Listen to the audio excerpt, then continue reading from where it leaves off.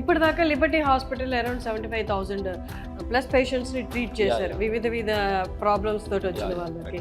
సరే ఇప్పుడు right now ఈ డిస్క్ ప్రాబ్లమ్స్ ఉన్న యంగ్స్టర్స్కి ఫుడ్ రిలేటెడ్ ఏమైనా తీసుకుంటే ఫుడ్ వల్ల దీనిపైన ఎఫెక్ట్ ఉంటుందా? జనరల్లీ ఫుడ్కి డిస్క్ ప్రాబ్లమ్కి అసలు మోస్ట్లీ సంబంధం అయితే ఏం లేదు. ఓకే, దానికి దీనికి సంబంధం అయితే బేసిక్గా ఏం లేదు. Because this is a mechanical problem. So it's not like ఫుడ్తో రిలేషన్ ఏం లేదు.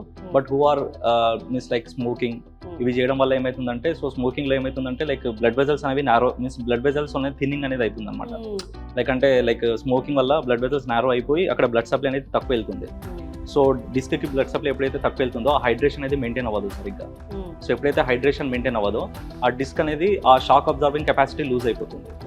ఎప్పుడైతే అది లూజ్ అయిపోతుందో then obviously problems will fall. So spine related problems once వస్తే ఇంకా దాన్ని మనం రివర్స్ చేయలేము అంటారు. సో అదే మీన్స్ మనం ముందు డిస్కస్ చేసినట్లు ఫస్ట్ అంటే లైక్ ఫర్ ఎగ్జాంపుల్ ఆ డిస్క్ లో ఉన్న ఫ్లూయిడ్ అనేది ఎప్పుడైతే అయిపోతుందో కంప్లీట్ గా అప్పుడు రివర్స్ చేయలేం. సో ఇనిషియల్ గా ఫ్లూయిడ్ అనేది మనం మెయింటైన్ మీన్స్ లైక్ కొంతవరకు ఫ్లూయిడ్ బాగానే ఉంది అంటే దెన్ ఓన్లీ వీ కెన్ అంటే ఫిజియోథెరపీ ఇవి చేసి we can manage. But reverse చేయడం ఈజ్ మరి once not possible. Just you can stop it but you can't reverse it.